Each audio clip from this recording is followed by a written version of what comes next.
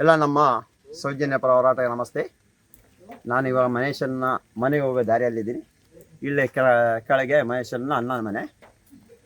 ಇವಾಗ ನಾನಿಲ್ಲಿ ಬಂದಿರೋ ವಿಷಯ, ಇವತ್ತು ಕೆಲವೊಂದು ಮಾಧ್ಯಮದಲ್ಲಿ ಮತ್ತು ಕೆಲವೊಂದು ಜಾಲತಾಣದಲ್ಲಿ ಸುಳ್ಳು ಮಾಹಿತಿಗಳು ಬರ್ತಾ ಇದೆ.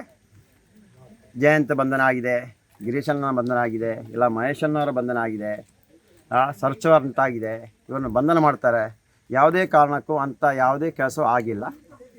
ಅಂದರೆ ಏನು ಈ ಭೀಮಾ ಮಹೇಶನ್ನ ಮನೆಯಲ್ಲೇ ಇದ್ದರು ಅಂದರೆ SIT ಅವರು ಹಾಗೂ ನ್ಯಾಯಾಲಯ ಅವನ ರಕ್ಷಣೆಗೋಸ್ಕರ ಅವ ಕೇಳಿದ ಜಾಗಕ್ಕೆ ಮಹೇಶನ್ನ ಮನೆ ಸಾಕಂತೇಳಿ ಅಲ್ಲಿ ಕೊಟ್ಟಿರೋದು. ಅದರ ಪ್ರಕಾರ ಎಲ್ಲ ತನಿಖೆ ಆಗ್ತಾಯಿತ್ತು. ಈಗ ಅವನು ಇವಾಗ SIT ಅವರ ಸ್ವಾಧೀನಕ್ಕೆ ತೆಗೆದ ನಂತರ ಏನಿತ್ತು, ಏನೆಲ್ಲ ಆಗಿದೆ, ಅವನ ಮೊಬೈಲ್ ಆಗಲಿ, ಅವನ ಬಟ್ಟೆ ಆಗಲಿ ಎಲ್ಲವನ್ನು ಸರ್ಚ್ ಮಾಡೋ ಒಂದು ಕೆಲಸ ಕಾರ್ಯ ನಡೀತದೆ. ಅದಕ್ಕೆ ಅವರು ಸಹಕರಿಸ್ತಾ ಇದ್ದೀವಿ, ನಾವು ಸಹಕರಿಸ್ತಾ ಇದ್ದೀವಿ. ಅದರಲ್ಲಿ ಇಲ್ಲಿ ಬಂಧನ ಆಗಲಿ ಇನ್ನೊಂದು ಯಾವುದೂ ಆಗಿಲ್ಲ. ನಾವೆಲ್ಲರೂ ಚೆನ್ನಾಗಿದ್ದೀವಿ.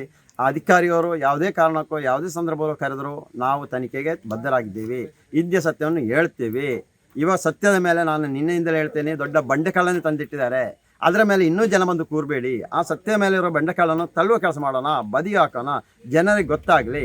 ಅಂಥ ಕೆಲಸ ನಾವೆಲ್ಲರೂ ಒಟ್ಟಿಗೆ ಸೇರಿ ಮಾಡೋಣ ಅಂತ ಈ ಮೂಲಕ ಕೇಳ್ತಾ ಇದ್ದೀವಿ. ಯಾರಿಗೂ ಏನು ತೊಂದರೆ ಇಲ್ಲ, ಎಲ್ಲರೂ ನಾವು ಚೆನ್ನಾಗಿದ್ದೀವಿ. ನಾವು ಸತ್ಯದಾರಿಯಲ್ಲಿದ್ದೀವಿ. ಅದಕ್ಕೆ ಧೈರ್ಯವಾಗಿ ಇಲ್ಲಿ ಬಂದು ಇದನ್ನು ಮಾತಾಡಿಸ್ತಾ ಹೋಗ್ತಾ ಇದ್ದೀನಿ. ಮುಂದೆ ನಾಳೆ ಬೆಳವಣಿಗೆ ಏನಿದ್ರು ನಾವು ಮುಂದೆ ನಿಮಗೆ ತಿಳಿಸ್ಕೊಡ್ತೀವಿ.